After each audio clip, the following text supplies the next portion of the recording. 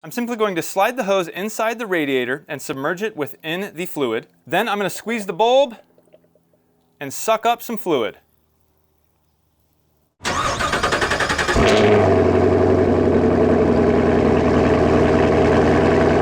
Hey, what's going on, guys? Jimmy here with One Road. I'm willing to bet that most of you, like me, really don't pay too much attention to the antifreeze in your vehicle. You know, that green stuff or orange stuff or even pink stuff that flows around in your radiator being pushed by your water pump to keep your engine nice and cool? Yeah, That stuff does need to be flushed every so often. You can check that in your vehicle's manual or online, and every manufacturer is different. But it definitely does need to be flushed every once in a while. The truck you see behind me is 25 years old, and I bet it's probably been done maybe once in its life. Actually, scratch that. I just did it to this truck last week. And that was probably the first time that this truck has ever officially had the coolant flushed. Yes, I have changed the water pump a few times, and doing that, you lose coolant, and I have refilled it. But even though this truck is 25 years old, when I bought it, there was only 46,000 original miles on it.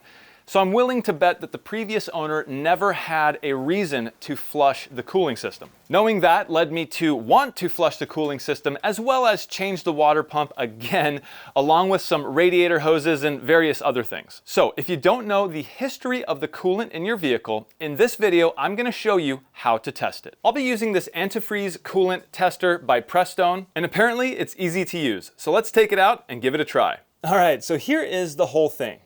Looks like we have a hose to suck up some of the antifreeze. We have a tank here to hold the antifreeze and to give us our measurement. And we have this suction bulb at the top. Right now, my engine is completely cool. It has not been run at all for a few days, so it is definitely not hot whatsoever. And that's important because when your engine is hot, there could be a lot of pressure built up within the cooling system. If you happen to open this pressurized radiator cap when it was hot, scalding hot steam will come out and burn the living heck out of you. So don't do that. Make sure your engine is completely cooled off before attempting any of this. I'm going to remove my radiator cap, and inside there you can see the orange Dex-Cool antifreeze. Quickly, I wanted to show you on one side of this, there's a scale for freezing point, and it does give you recommended values. And on the other side, we have a scale for boiling point, again, with recommended values. I'm simply going to slide the hose inside the radiator and submerge it within the fluid. Then I'm going to squeeze the bulb and suck up some fluid.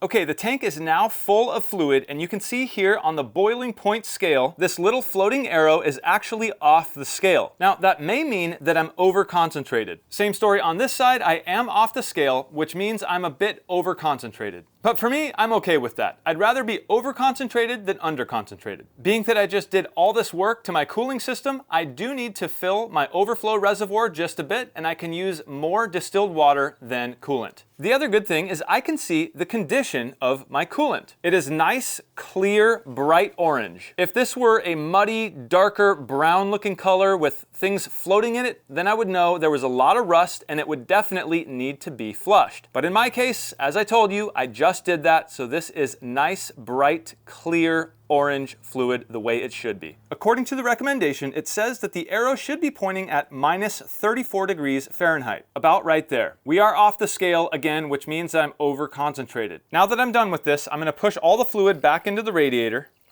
grab my rag, and put it aside. For comparison purposes, let's go ahead and check what this tester reads on perfectly clear distilled water and also the old murky coolant that came out of my truck. Go ahead and put it in the distilled water here.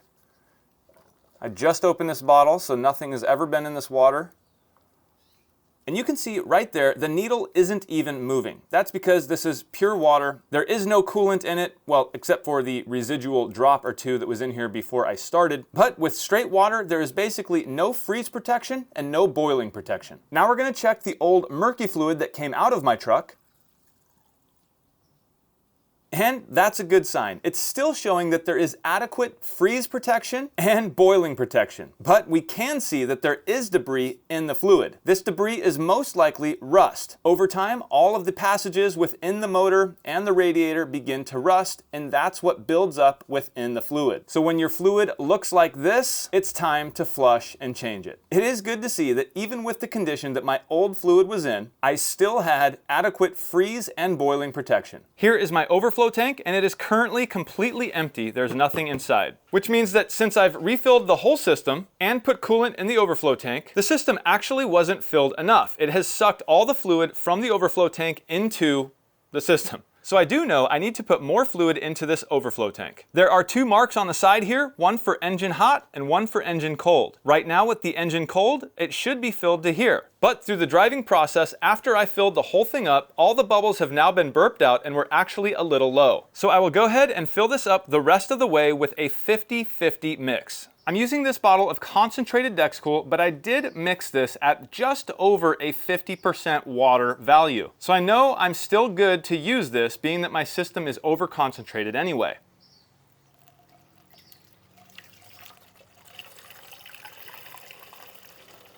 The overflow tank is now completely filled to the cold line, and I can reinstall my radiator cap. So I had to test my coolant because I filled my system with concentrate and distilled water. I mixed it myself. It's about half price to do it that way, but you do have to test it to make sure you did it right. What my manufacturer recommends is about a 50% water mix to the coolant. If you're not sure when the last time your vehicle has had its coolant flushed, this may be a great way for you to check. I picked up my tester at my local auto parts store for about $5, but I'll put a link down in the description below for one also. Now that I've tested my coolant, I know that it is good to go. I refilled that overflow reservoir with a little over a 50% water mix, but that's okay because I was over-concentrated to begin with. I've been watching my temperature gauge, and I always will, and it has been fine for the last week of driving. If this video helped you, if you enjoyed it at all, please don't forget to hit that thumbs up. Also, subscribe to the channel if you're not already. If you are a subscriber or you just hit that subscribe button, make sure you also hit that bell icon. By hitting that bell icon, YouTube will send you an email notifying you of my next upload. Well, for One Road, I'm Jimmy, and I will see you